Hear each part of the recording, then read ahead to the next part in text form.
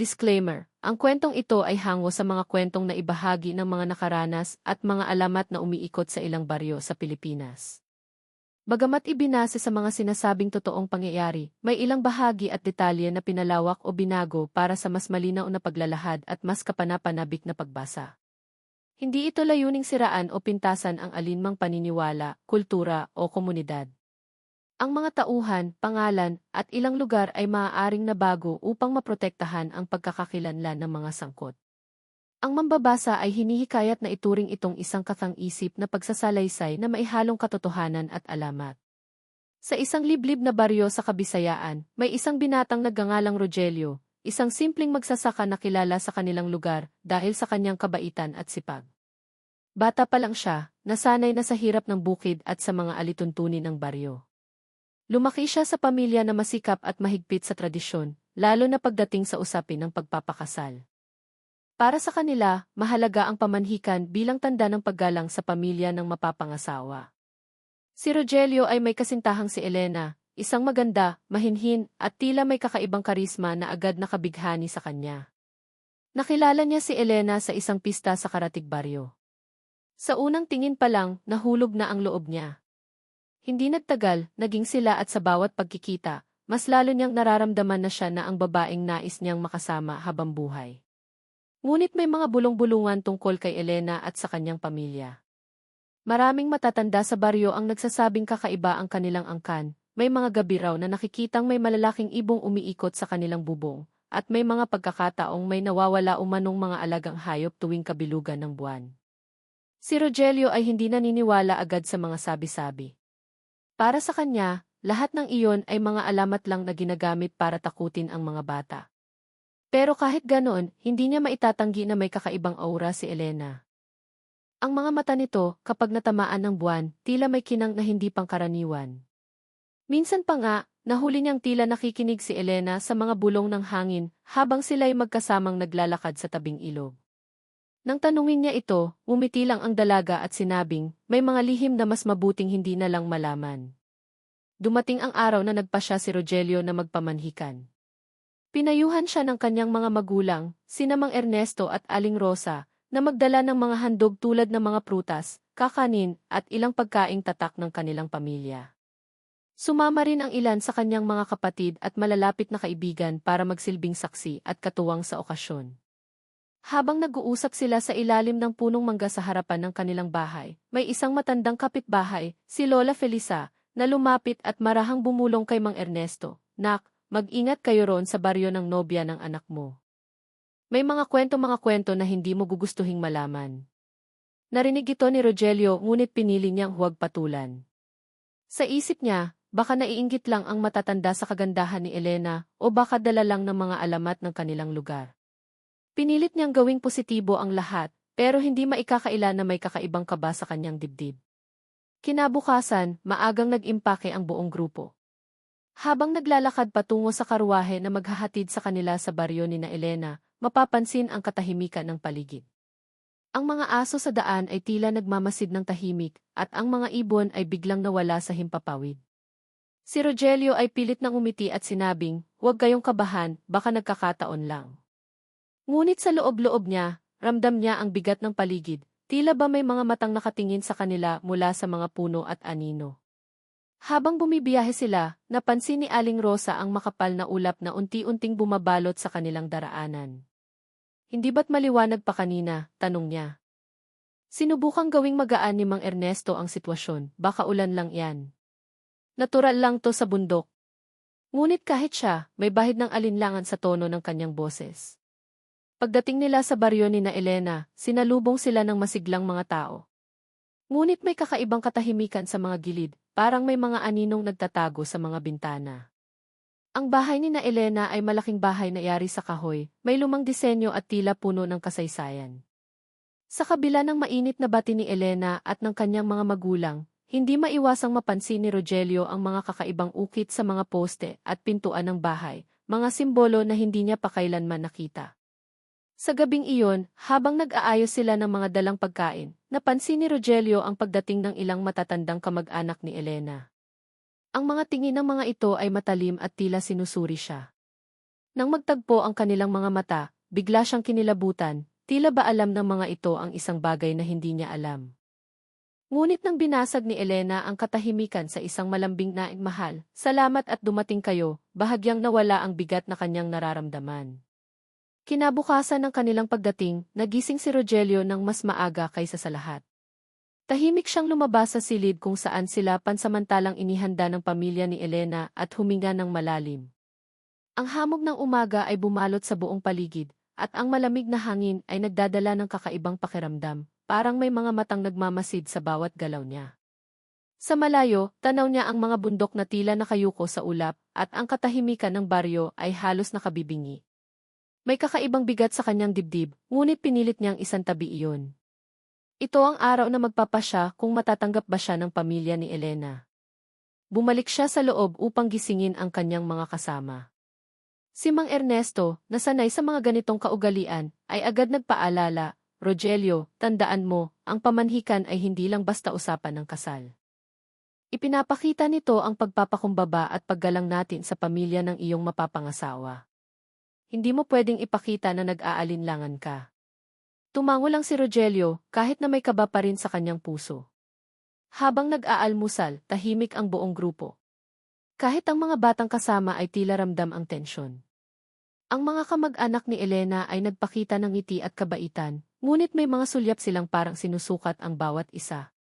Si Aling Rosa ay lihim na bumulong sa asawa, Ernesto, hindi ko alam kung ako lang ba pero parang malamig ang mga titig ng ilang matatanda rito.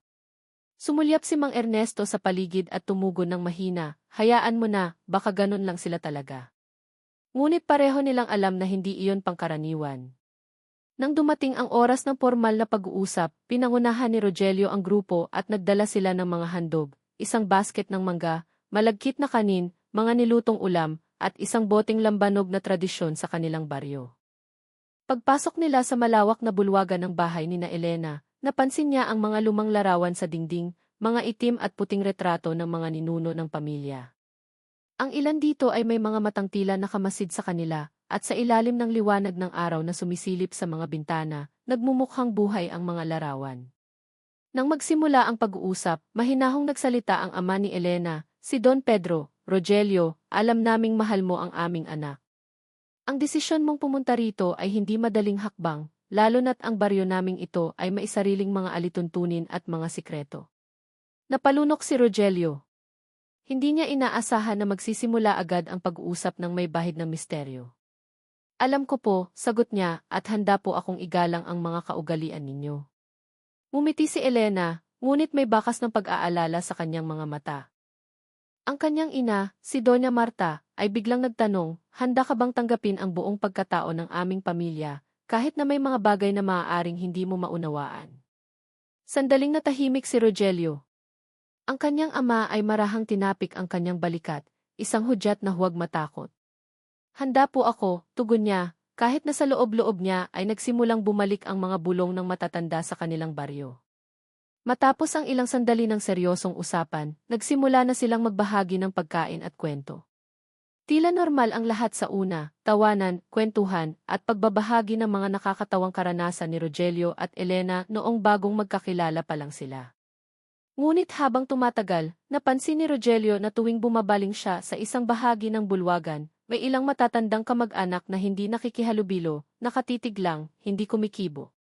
At kapag sumulyap siya pabalik, wala na sila roon, para bang naglaho na parang uso.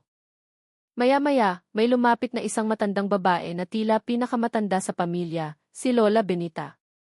Mahina ang kanyang tinig, ngunit ang bawat salita niya ay puno ng bigat. Anak, anya kay Rogelio, may mga bagay sa mundong ito na hindi mo dapat lapastanganin. Kung talagang mahal mo si Elena, kailangan mong handang tanggapin ang lahat, kahit ang mga nilalang na naninirahan sa dilim. Nangiti lang si Rogelio bilang paggalang, ngunit ramdam niya ang panginginig ng kanyang mga kamay. Matapos ang kainan, inimbitahan sila ni Elena na maglakad-lakad sa paligid ng baryo.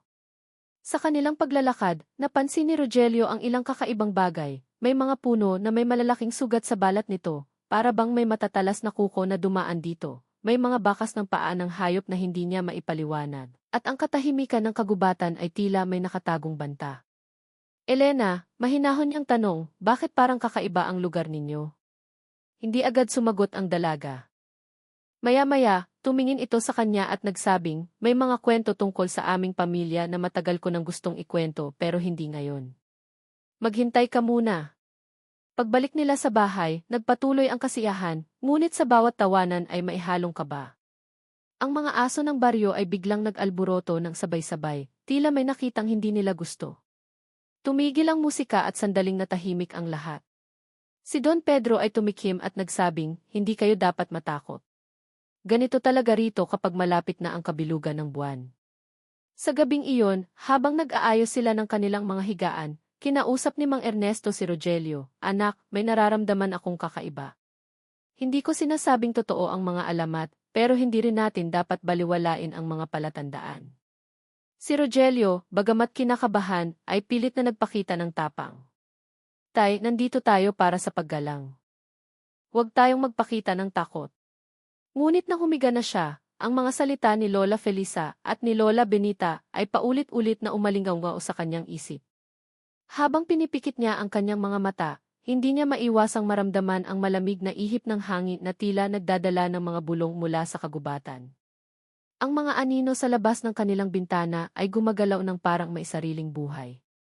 At sa kaibuturan ng kanyang puso, nagsimula siyang magtanong, may pinasok ba akong hindi ko lubos na naunawaan? Ang gabi matapos ang kasiyahan ay tila walang katulad para kay Rogelio. Habang mahimbing na natutulog ang karamihan, siya naman ay paikot-ikot sa kanyang higaan. Ang bawat ihip ng hangin ay may kasamang kakaibang tunog, at ang mga aninong dumadaan sa labas ng kanilang bintana ay tila nagsasayaw sa liwanag ng buwan.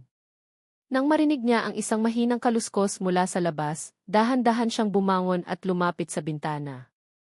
Sa labas, nakita niya ang malalaking puno na unti-unting umuuga, kahit halos walang hangin. Sa gilid ng bakuran, may isang malabong anino na gumalaw ng mabilis na parabang hindi tao. Napasinghap siya at mabilis na umatras. Sinilip niya ulit ngunit wala na ito. Pilit niyang nilinlang ang sarili, siguro hayop lang iyon, baka pusa o aso. Ngunit sa kanyang dibdib, ramdam niya ang kakaibang kaba. Kinabukasan, tila walang nangyari. Ang mga kamag-anak ni Elena ay masigla at tila walang anumang problema. Nag-almusal sila ng mainit na lugaw at suman na inihanda ni Doña Marta. Habang nagkakape, tinanong ni Mang Ernesto ang ilan sa mga kamag-anak, tahimik ba lagi rito sa gabi? Parang napakadilim at nakakatakot ang paligid. Napangiti lang ang isa sa mga pinsan ni Elena, sana ilang siguro kayo sa ibang baryo. Dito, normal na yan. Maraming hayop na malilikot kapag gabi. Ngunit napansin ni Rogelio ang isang matandang babae sa sulok na hindi nagsalita, bagkus ay tumingin sa kanya na para bang sinasabing huwag kang basta magtitiwala sa paliwanag na yan. Pagkatapos ng almusal, inimbitahan sila ni Elena na mag-ikot sa paligid ng baryo. Sa kanilang paglalakad, napansin ni Rogelio ang ilang palatandaan na hindi niya maipaliwanag. May isang puno ng balete na napapalibutan ng mga palayok na may kandilang naupos, tila isang dambana o lugar ng alay. Nang tanungin niya si Elena tungkol dito, sagot ng dalaga, mga pamahiin lang ng matatanda. Huwag mo na lang masyadong isipin. Ngunit sa paraan ng pagkakasabi niya, may bahid ng pag-aalala. Habang naglalakad pa sila, nakakita si Rogelio ng isang asong itim na may kakaibang pulang mata na nakaupo sa gilid ng daan. Nang lapitan niya ito, bigla itong tumakbo at naglaho na parang usok. Nakakita ka rin ba noon? Tanong niya kay Elena, ngunit nagkibit balikat lang ito. Nang bumalik sila sa bahay, nadatnan nila si Lola Benita na nakatingin sa malayo, hawak ang isang lumang rosaryo. Marahan nitong sinabi, malapit na ang kabilugan ng buwan. Kapag dumating yan, mas marami kayong maririnig at makikitang hindi ninyo maunawaan. Huwag kayong maglalakad ng mag-isa sa gabi. Nilingon ni Rogelio si Elena, ngunit halata sa mukha ng nobya ang pagkabalisa. Lola, huwag niyo po silang takutin, sabi nito. Ngunit hindi sumagot ang matanda at nagpatuloy lang sa pagdarasal. Sa hapon, nagkaroon ng maliit na salu-salo sa bakuran. Habang kumakain at nagkukwentuhan, napansin ni Rogelio na may mga ibong malalaki ang pakpak na lumilipad ng paikot-ikot sa ibabaw ng bahay. Hindi ito mga karaniwang ibon. Malalaki ang kanilang katawan at tila may matutulis na kuko. Nang ituro niya ito sa isa sa mga kaibigan niyang sumama, sagot ng kaibigan, hindi ba't kakaiba ang itsura nila? Hindi yan parang normal na paniki o uwak. Ngunit nang tanungin nila ang pamilya ni Elena, sagot lang ng mga ito, mga hayop lang iyan sa bundok. Huwag kayong matakot. Sa gabi, habang nagkukwentuhan sila sa sala, biglang nawala ang kuryente. Ang buong bahay ay nabalot ng dilim. Tanging mga lampara at kandila lang ang nagsilbing ilaw. Sa katahimikan, may narinig silang isang mahabang iyak na tila nagmumula sa kagubatan, isang iyak na hindi nila mawari kung hayop o tao. Nagtayuan ang balahibo ni Rogelio. Ang mga aso sa labas ay nagsimulang tahulan ng sabay-sabay.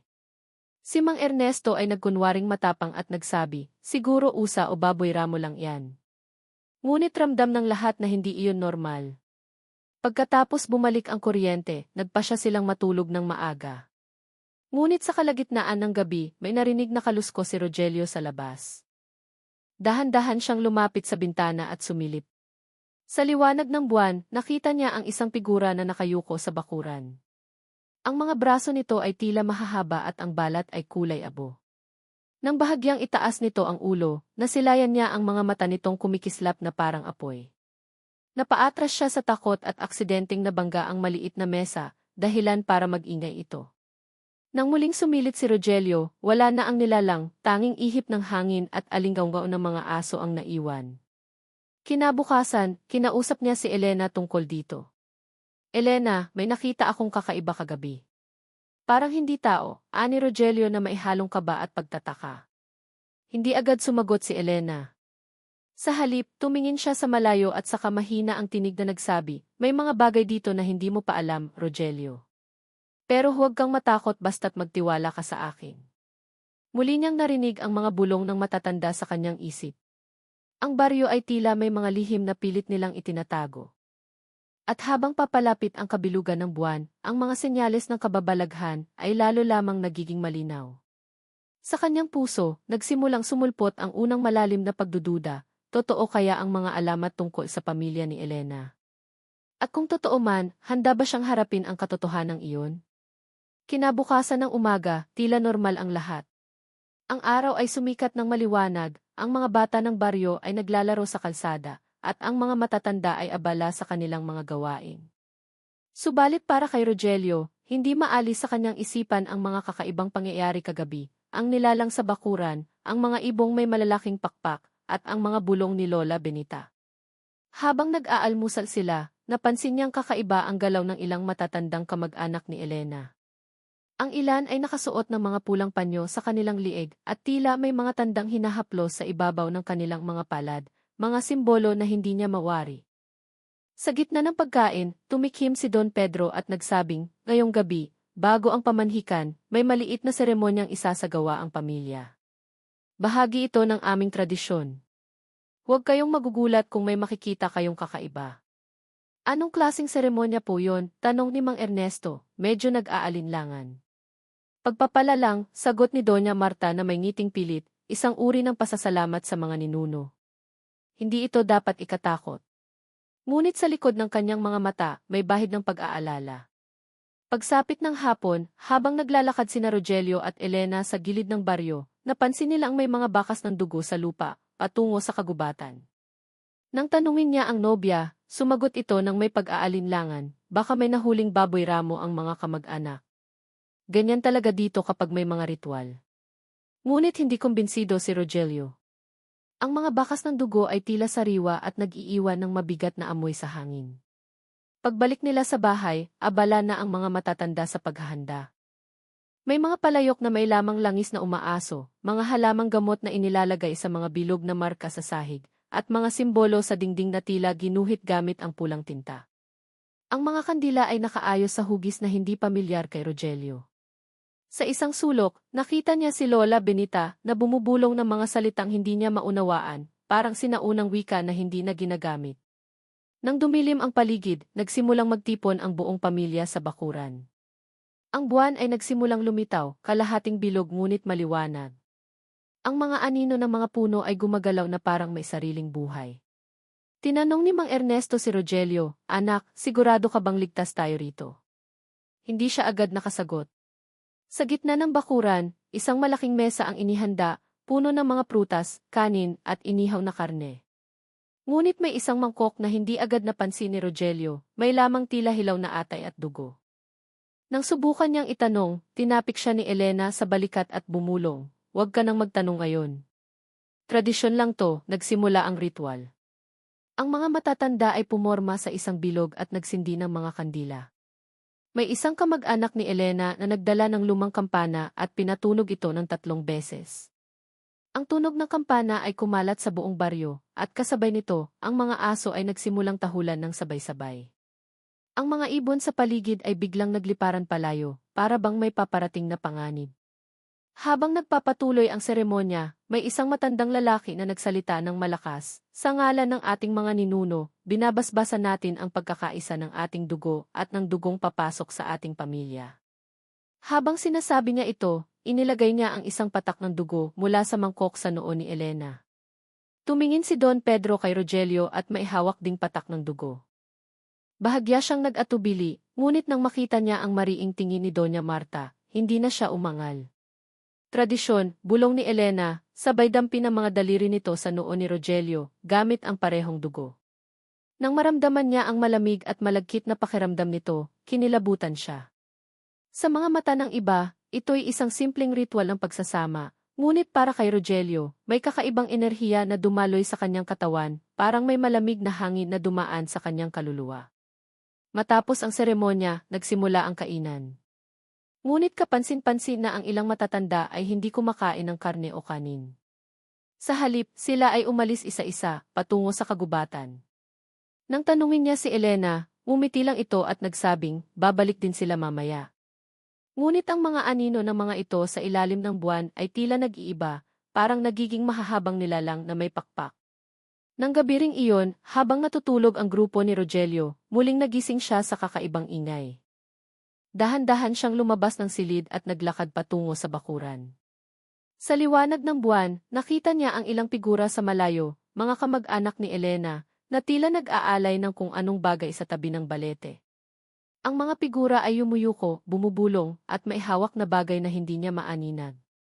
Bigla, isa sa kanila ang nagtaas ng ulo, at sa liwanag ng buwan, ang mga mata nito ay kumislap ng maliwanag, hindi na parang mata ng tao. Mabilis siyang umatras, nagmamadaling bumalik sa silid, at pilit na kinalma ang sarili.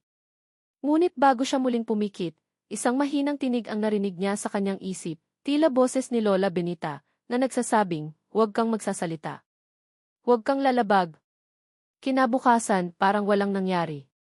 Ang pamilya ni Elena ay abala sa mga paghahanda para sa pamanhikan. Ngunit para kay Rogelio, malinaw na hindi na ito basta simpleng tradisyon. Sa kanyang isipan, isang tanong ang kumikintal ng mas malakas kaysa dati, anong klaseng pamilya ba talaga ang pinapasukan ko? Ang sumunod na gabi ay mas malamig at mas nakapanlulumong tahimik kaysa sa mga nagdaang araw. Habang ang iba ay nag-aayos para sa nalalapit na pamanhikan, hindi mapakali si Rogelio.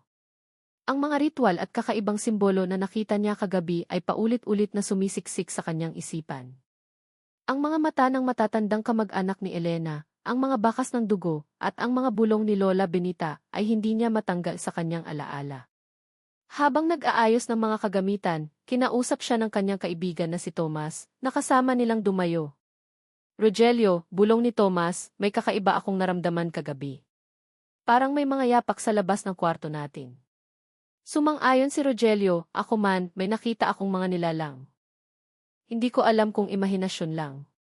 Pareho silang napatingin sa bintana, kung saan ang malamlam na araw ay unti-unting lumulubog, nag-iiwan ng mahabang anino sa bakuran. Nang magdilim, muling nagsama-sama ang lahat para sa hapunan.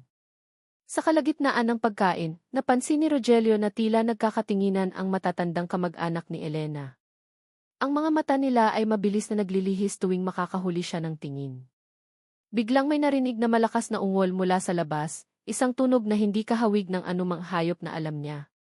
Tumahimik ang lahat. "Baka usa lang yon," ani Don Pedro, ngunit baka sa kanyang mukha ang pagkabalisa. Pagkatapos ng ilang sandali, ipinagpatuloy nila ang pagkain, ngunit ang di mapakaling damdamin ay nanatili. Maya-maya, nagpaalam si Rogelio na lalabas muna para kumuha ng malamig na hangin. Sumama si Thomas at ang isa pang kaibigan na si Mario. Tahimik nilang sinundan ang tunog na kanina pa nilang naririnig. Habang naglalakad sila sa likod ng bahay, napansin nilang bukas ang isang lumang kamalig. Sa loob nito, may kumikislap na liwanag ng kandila. Dahan-dahan silang sumilip at napatigil sa nakita. Tatlong matatandang kamag-anak ni Elena ang nakaluhod sa sahig, may hawak na mga kakaibang buto at pinaghalong langis at dugo. Binibigkas nila ang mga salitang hindi pamilyar kay Rogelio, mga sinaunang kataga na tila nagmumula sa ibang panahon. Biglang kumalabog ang sahig, at ang isa sa mga matatanda ay tumingin sa direksyon nila. Ang kanyang mga mata ay nagbago, mula sa normal na kayumanggi, naging mapulang kumikislap. Napaatras si Rogelio at ang kanyang mga kasama, at sa kanilang pagmamadali ay natapilok si Mario, nagdulot ng ingay na umalinggaw sa buong paligid. Tumayo ang mga matatanda, ngunit sa isang iglap, naglaho sila na parang usok, wala nang bakas na para bang hindi sila naroon. Bumalik sila sa bahay, nanginginig sa takot. Rogelio, hindi na to normal, bulong ni Tomas. May nakita akong mga mata na parang hayop. Sumang-ayon si Rogelio, ngunit sinubukan niyang manatiling kalmado. Huwag muna tayong magsalita. Baka may masama pang mangyari. Habang nagpapanggap na natutulog ang grupo ni Rogelio, narinig nilang muli ang mga kaluskos at bulong mula sa labas. Muli silang sumilip sa bintana. Sa malayo, nakita nila ang isang malaking nilalang na may mahahabang kuko, nakasabit sa isang puno. Ang balat nito ay kulay abo, at ang mukha ay baluktot na parang pinaghalong tao at hayop. Nang maglakad ito, para itong dumudula sa hangin. Hindi nakapagsalita si Rogelio. Nang tumingin ang nilalang sa direksyon nila, para bang naramdaman nito ang kanilang mga mata. Mabilis silang umatras at nagkunwaring natutulog. Sa loob ng ilang minuto, ang paligid ay napuno ng katahimikan, maliban sa malalakas na kabog ng kanilang mga dibdib. Kinabukasan, nagpasya si Rogelio na tanungin si Elena. Mahal, may nakita kaming kakaiba kagabi. Hindi na ito basta alamat lang. Ano ba talaga ang nangyayari? Ngunit tumanggi si Elena na magsalita. Tumulo ang luha sa kanyang mga mata at mahina niyang sinabi, hindi mo pa dapat malaman lahat. Huwag mong ipagsabi kahit kanino ang nakita mo. Kung hindi baka mas mapahamak ka. Hindi alam ni Rogelio kung dapat pa ba siyang manatili. Ngunit ang pagmamahal niya kay Elena at ang respeto niya sa tradisyon ang pumipigil sa kanya na basta-basta umalis. Sinubukan niyang magpakatatag at panatilihin ang katahimikan. Ngunit ng gabing iyon, may mas nakapangingilabot na nangyari. Habang natutulog ang lahat, nagising si Thomas dahil sa tunog ng mga kuko na kumakaskas sa labas ng dingding. Dahan-dahan niyang sinilip ang bintana at nakita ang isang anino na gumagalaw, isang nilalang na may mahabang dila na tila humahaplos sa gilid ng bahay. Nang gumalaw ito at lumingon, nakita niya ang hugis ng mukha na halos kahawig ng isang matandang kamag-anak ni Elena. Napasinghap si Thomas at nabitawan ang kanyang hininga, dahilan para mapansin siya ng nilalang. Mabilis itong umalis, ngunit sapat na ang nakita niya para magdulot ng matinding takot. Nang umaga, nagkunwari silang walang alam, ngunit ang kanilang mga mata ay nagkakatinginan, isang tahimik na kasunduan na sila ay saksi na sa isang bagay na hindi kayang ipaliwanag. Si Rogelio, na dati puno ng kumpiyansa at tapang, ngayon ay kinain na ng alinlangan. Sa kanyang isipan ay umuugong ang parehong tanong, kaya ko pa bang ituloy ang pamanhikan na ito? At habang papalapit ang gabi ng kabilugan ng buwan, alam niyang mas marami pang lihim ang mabubunyag, mga lihim na maaaring magpabago ng kanyang buhay at ng kanyang pagmamahal kay Elena. Ang gabi bago ang mismong pamanhikan ay dumating na may mabigat na katahimikan. Sa bawat ihip ng hangin ay parang may kasamang bulong na nagmumula sa kagubatan. Ang buwan ay halos buo na, at ang kanyang liwanag ay nagbigay ng malamlam at nakakatindig balahibong liwanag sa buong baryo. Si Rogelio ay nakaupo sa may hagdan ng bahay ni na Elena, hawak ang kanyang rosaryo, at paulit-ulit na nagdarasal. Ang mga pangyayari nitong mga nagdaang gabi ay nagdulot sa kanya ng matinding pagdududa, hindi lang sa pamilya ni Elena, kundi pati na rin sa desisyon niyang magpamanhikan. Lumapit si Thomas at Mario, kapwa halatang balisa. Rogelio, bulong ni Thomas, hindi na tayo ligtas dito. Kaninang hapon, nakita kong may bakas ng kuko sa likod ng kamalig. Malalalim, para bang sinadyang ikaskas ng isang hayop na hindi pangkaraniwan. Sumang-ayon si Mario. Kung ako sa'yo, aalis na tayo bago pa lumala. Ngunit tumingin si Rogelio sa malayo, kung saan si Elena ay nakatayo, at mahina niyang sinabi, hindi ko siya kayang iwanan. Hindi ganito basta-basta lang para sa kanya. Kinahapunan, nagkaroon ng pagkakataon si Rogelio at si Elena na mag-usap ng masinsinan. Sa ilalim ng lumang puno ng balete, malayo sa pandinig ng iba, nagsalita si Rogelio, mahal, kailangan kong malaman ang totoo. Ano ang nangyayari rito? Sino ba talaga kayo? Napayuko si Elena, at sa unang pagkakataon, nakita ni Rogelio ang mga luhang dumaloy sa kanyang pisngi. Matagal ko nang gustong sabihin sa'yo, mahina niyang sagot. Pero natakot akong mawalan ka ng tiwala. Ang pamilya ko iba sila. Ang mga alamat na narinig mo tungkol sa baryo, hindi lahat yon katang-isip. Nanginig ang tinig ni Elena habang ikinukwento ang lihim ng kanilang pamilya. Apo ako ng isang matandang aswang. Si Lola Benita siya ang isa sa mga huling tagapangalaga ng lumang kasunduan sa baryo. Ang mga ritual at seremonya na nakita mo, lahat yon ay bahagi ng kasunduan para maprotektahan ang lugar na ito mula sa mga mas masasamang nilalang. Pero may kapalit ang proteksyon, may dugong kailangang ialay kapag kabilugan ng buwan. Napatigil si Rogelio, ramdam ang malamig na hangin na dumaan sa kanilang pagitan. Ibig sabihin totoo lahat ng nakita namin? Ang mga nilalang na iyon kayo iyon? Tumango si Elena. Hindi lahat. May ilan sa aming pamilya na tinanggap ang sumpa. Ngunit may iba na lumalaban dito. Pinilit kong itago sa'yo dahil mahal kita. Alam kong hindi mo maiintindihan. Sa kabila ng pagkabigla, hindi nagalit si Rogelio. Sa halip, nakaramdam siya ng awa para kay Elena. Nakita niya ang takot sa mga mata ng dalaga. Hindi lang takot na mawalan siya ng pag-ibig, kundi takot sa pamilya at sa mga puwersang mas malaki kaysa sa kanila. Mahal kita, ani Rogelio. Pero kailangan kong malaman ligtas ba kami rito? O ginagamit niyo lang kami bilang bahagi ng ritual ninyo? Umiling si Elena. Hindi kita dadalhin dito para ipahamak. Pero may ilan sa aking mga kamag-anak na naniniwalang dapat kayong maging handog para muling pagtibayin ang kasunduan. Kaya nagmamadali akong hanapan ng paraan para kayo'y mailigtas. Habang nag-uusap sila, biglang lumitaw mula sa dilim si Don Pedro. Ang kanyang mukha ay seryoso at malamig. Rogelio, Anya, alam kong may mga bagay na nakita mo na hindi mo dapat nakita. Bilang ama ni Elena, hindi kita pipilitin. Kung nais mong umalis at kalimutan ang lahat, ngayong gabi ang pagkakataon mo. Ngunit kung magpapatuloy ka sa pamanhikan bukas, kailangang handa kang tanggapin ang lahat ng kasama nito. Nagkatinginan sina Rogelio at Elena. Sa kanyang isipan, naglalaro ang mga boses ng kanyang ama, ng kanyang mga kaibigan, at ng matatandang binalaan siya. Kung aalis siya, ligtas sila ngunit mawawala sa kanya ang babaeng pinakamamahal niya. Kung mananatili, maaaring malagay sa panganib ang kanyang pamilya. Pagbalik sa bahay, kinausap ni Rogelio ang kanyang ama't ina. Tay, nanay, may nalaman ako tungkol kay Elena at sa pamilya niya. Totoo ang mga sabi-sabi, may sumpa sila. Hindi man lang nagulat si Mang Ernesto. Anak, sagot nito, nararamdaman ko na mula pa noong una. Pero ang tanong, mahal mo ba siya ng sapat para harapin ito? O iiwas ka? Si Aling Rosa, habang pinipigilan ang luha, ay nagdagdag, mahalaga ang puso mo, Rogelio. Pero isipin mo rin ang kaligtasan nating lahat. Magdamag na hindi nakatulog si Rogelio. Ang bawat tunog sa labas ng bahay ay tila humahabol sa kanyang mga iniisip. Naririnig niya ang mga kuliglig at minsan, mga yapak sa bubong.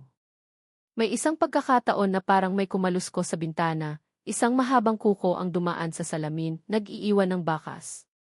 Ngunit pinilit niyang huwag bumangon. Pagsapit ng madaling araw, bumangon siya at nagdasal sa may hagdanan. Nang sumikat ang araw, nagdesisyon siya, hindi ko siya iiwan. Hindi ako lalayo.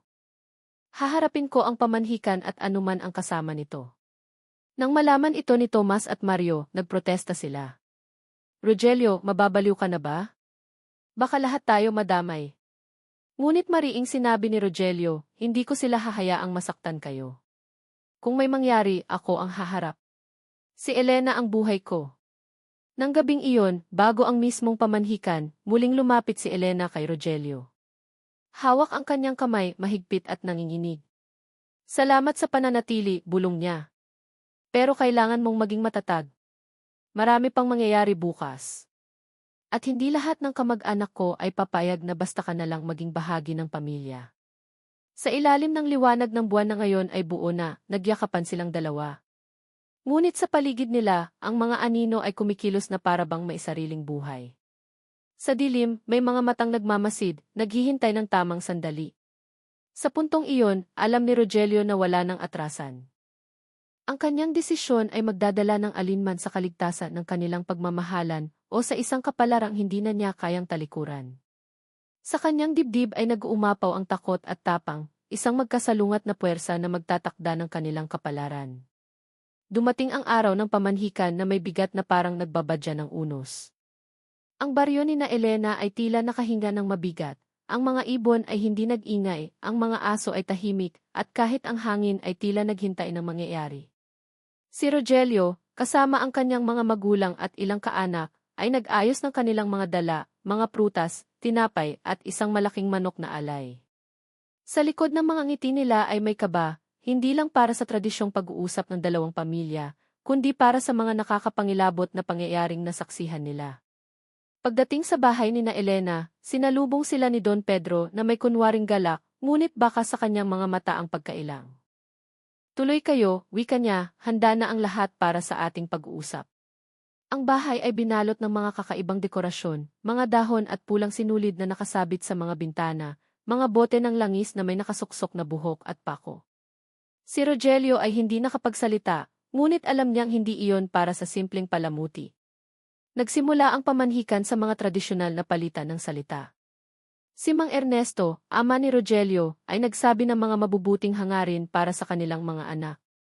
Nagpanggap si Don Pedro na natutuwa, habang si Lola Benita ay tahimik na nakamasid sa gilid. Ngunit habang nag-uusap ang matatanda, napansin ni Rogelio na ang ilang kamag-anak ni Elena ay wala sa paligid, ang mga kapatid ng kanyang nobya at ilang pinsan ay tila naglaho. Nang dumilim ang langit, nagpakalat ng lamig ang hangin. Ang buwan ay kumpleto na, nagbibigay ng maputlang liwanag sa buong baryo. Biglang naputol ang pag-uusap nang marinig nila ang isang malakas na kaluskos mula sa labas. Sumunod ang nakakabinging sigaw ng isang hayop o marahil isang bagay na mas masama pa. Tumayo si Don Pedro at nagkunwaring kalmado. Sandali lamang, baka may nangyaring aksidente sa mga alaga. Ngunit baka sa kanyang mukha ang kaba. Si Thomas, na hindi na matiis ang tensyon, ay sumilip sa bintana. Nanlaki ang kanyang mga mata. Rogelio, bulong niya, may nakita akong nilalang hindi tao. Parang aswang. Tumayo si Rogelio at sinilip din ang labas. Sa dilim, may mga aninong gumagalaw ng mabilis, gumagapang sa mga dingding at puno. Ang kanilang mga mata ay kumikislap na pula, at ang kanilang mga dila ay mahahaba at kumikilos na parang ahas. Bago pa man sila makagalaw, biglang nabasag ang isa sa mga bintana. Isang matalim na kuko ang dumaan at tinangkang sunggaban si Aling Rosa, ngunit naitulak siya ni Mario. Nagkagulo ang lahat. Si Don Pedro ay mabilis na kinuha ang isang bote ng langis at sinindihan ang isang sulo. Lahat kayo, manatili sa gitna ng silid, sigaw niya. Ngunit hindi na sapat ang depensa, ang mga anino ay nagsimulang pumasok mula sa iba't ibang direksyon. Lumabas si Lola Benita at sa kanyang tinig na malakas at matinis, nagsimulang bumigkas ng mga sinaunang salita. Ang ilan sa mga nilalang ay tila natigilan, ngunit may 2 o 3 aswang na mas malalakas ang nagpumilit pumasok. Isa sa kanila ay may pamilyar na mukha, ang pinsan ni Elena. Napatili si Elena, tiyuhin. Huwag! Ngunit wala na itong pakialam, ang mga mata nito ay puno ng gutom. Ang loob ng bahay ay naging larangan ng kaguluhan. Si Thomas ay nakakuha ng isang kahoy at sinubukang itaboy ang isa sa mga aswang na sumunggab sa kanila. Si Mario ay nagbagsak ng mesa upang harangan ang bintana. Si Rogelio, sa gitna ng lahat, ay pinilit na protektahan si Elena habang hawak ang isang itak na kinuha mula sa kusina. Naglakad si Lola Benita palapit sa isang malaking anino na nakapasok na. Umalis kayo, sigaw niya. Ngunit ang anino ay ngumiti ng nakakatakot. Matagal na kaming naghintay. Ngayon, ang dugo ng mga dayo ang magsisilbing selyo sa ating kasunduan. At sa isang iglap, sumugod ito. Nagliwanag ang sulo ni Don Pedro habang isinaksak niya ito sa nilalang na napaatras at sumigaw na parang demonyo. Sa labas, maririnig ang mga iyak ng mga hayop at ang mga yapak ng iba pang nilalang na palapit pa.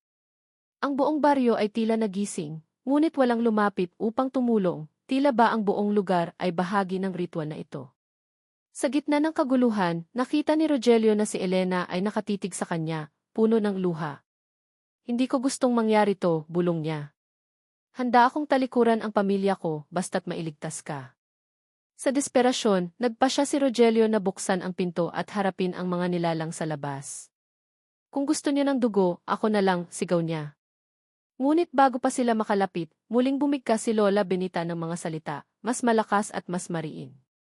Ang lupa ay bahagyang yumanig, at ang ilan sa mga aswang ay napaurong, para bang may hindi nakikitang pader na pumigil sa kanila.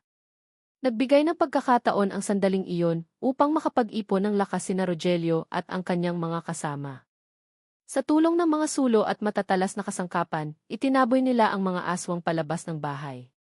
Ang ilan ay naglaho sa dilim, ngunit may iilang nanatili sa di kalayuan, nagmamasid, na para bang nagbabadya ng pagbabalik. Pagkatapos ng halos 1 oras ng kaguluhan, unti-unting bumalik ang katahimikan. Ang bahay ay wasak, may mga basag na bintana at sirang kasangkapan. Ang mga sugat ng kanilang mga katawan ay nagdurugo, ngunit mas malalim ang sugat na iniwan ng takot at pagkabigla. Si Don Pedro, hingal na hingal, ay napaupo. Hindi dapat nangyari to, bulong niya. Si Elena ay niyakap si Rogelio, nanginginig. Hindi na tayo ligtas dito, anya. Kung hindi tayo aalis, babalik sila. Ngunit alam ni Rogelio na ang pag-alis ay hindi ganoon kadali, may mga kasunduang hindi patapos, at may mga nilalang na hindi basta susuko. Sa labas, ang buwan ay nagnininging pa rin, tila nanunukso. At sa malayo, isang nakakatindig balahibong huni ang umalinggaw-ngaw, paalala na ang laban ay hindi patapos, at ang pamanhikan na dapat sana ay isang masayang okasyon ay naging isang bangungot na hindi nila malilimutan. Matapos ang malagim na gabi ng pamanhikan, ang baryo ni na Elena ay tila naging ibang mundo. Ang dating maingay na mga manok at tila masiglang kapaligiran ay napalitan ng nakabibinging katahimikan. Sa paligid ng bahay, makikita ang mga bakas ng kaguluhan, mga sira-sirang bintana, durog na mga paso, at mga marka ng kuko sa sahig at dingding. Si Rogelio at ang kanyang mga kasama ay nakaupo sa gitna ng sala, pagod at sugatan, habang ang liwanag ng papasikat na araw ay unti-unting pumapasok sa wasak na tahanan. Tahimik na niyakap ni Elena si Rogelio, at sa pagitan ng kanilang mga luha ay naroon pa rin ang pag-ibig, isang damdamin na hindi matitinag ng takot. Ngunit alam nilang pareho, hindi na sila maaaring manatili rito. Mahal, bulong ni Elena, hindi naligtas dito para sa inyo. Kapag nalaman ng iba pang kamag-anak ko na nabigo sila kagabi, baka bumalik sila para tapusin ang sinimulan nila.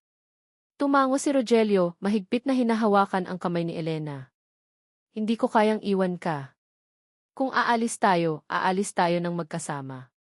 Dumating si Mang Ernesto at Aling Rosa upang magpulong. Anak, wika ni Mang Ernesto, hindi na natin kayang ipagpatuloy ito. Kailangan nating umalis bago pa lumalim ang gabi. Ngunit si Elena ay humarap sa mga magulang ni Rogelio, luhaan. Kung aalis kayo, alam kong hahanapin kayo ng mga aswang.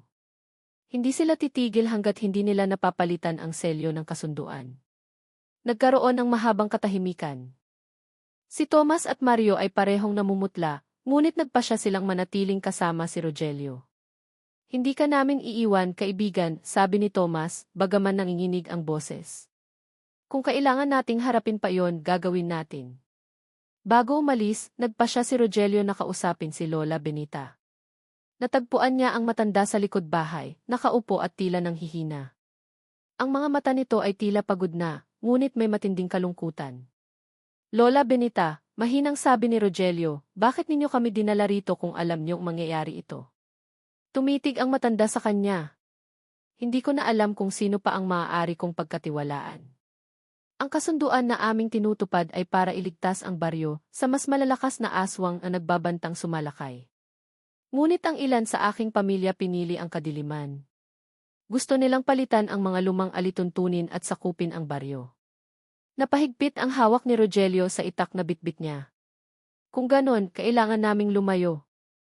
Hindi ko hahayaan na madamay ang pamilya ko. Ngunit pinigilan siya ni Lola Benita. Kung lalayo kayo, susundan nila kayo. Ang tanging paraan para kayo'y makaligtas ay ang basagin ang lumang kasunduan, at para gawin iyon, may kailangang magsakripisyo. Sa puntong iyon, tumayo si Elena at humarap sa kanyang lola. Kung kailangan ng sakripisyo, ako na lang, lola. Ngunit agad siyang niyakap ni Rogelio. Hindi kita hahayaan. Muling bumigat ang katahimikan at kahit ang mga ibon ay hindi umimik. Nagpasya silang maghanda ng plano, aalis sila sa baryo bago magtakip silim.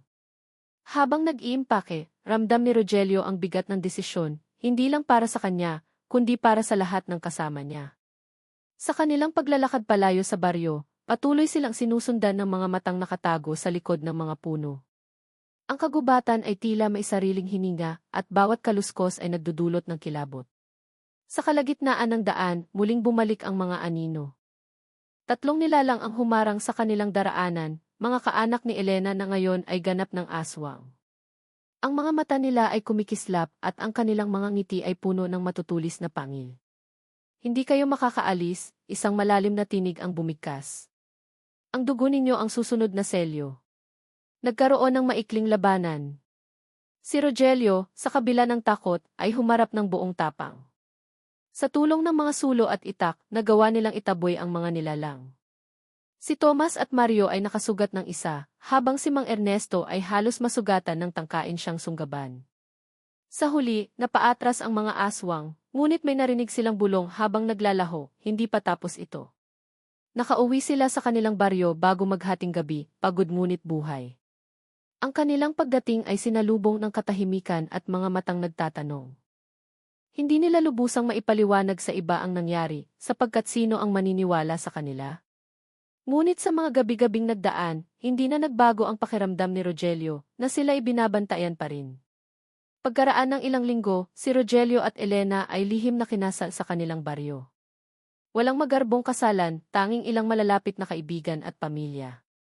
Bagaman ligtas silang nakalayo sa lugar ng mga aswang, nanatili ang takot at mga alaala ng gabing iyon. Minsan, tuwing kabilugan ng buwan, napapansin ni Rogelio na nagiging tahimik si Elena, para bang nakikinig sa mga bulong ng hangin.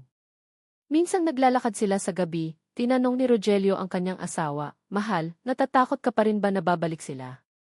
Huminga ng malalim si Elena. Sagot niya, "Pero alam kong habang magkasama tayo, lalaban tayo." Nagyakap silang dalawa habang sa malayo, ang buwan ay muling sumikat, isang malamig na paalala na may mga lihim na hindi kailanman lubos na mawawala. Sa kanilang puso, alam nilang ang laban ay hindi pa tuluyang tapos. Ngunit para kay Rogelio, sapat na ang pagmamahal nila ni Elena upang harapin ang anumang dilim na muling darating.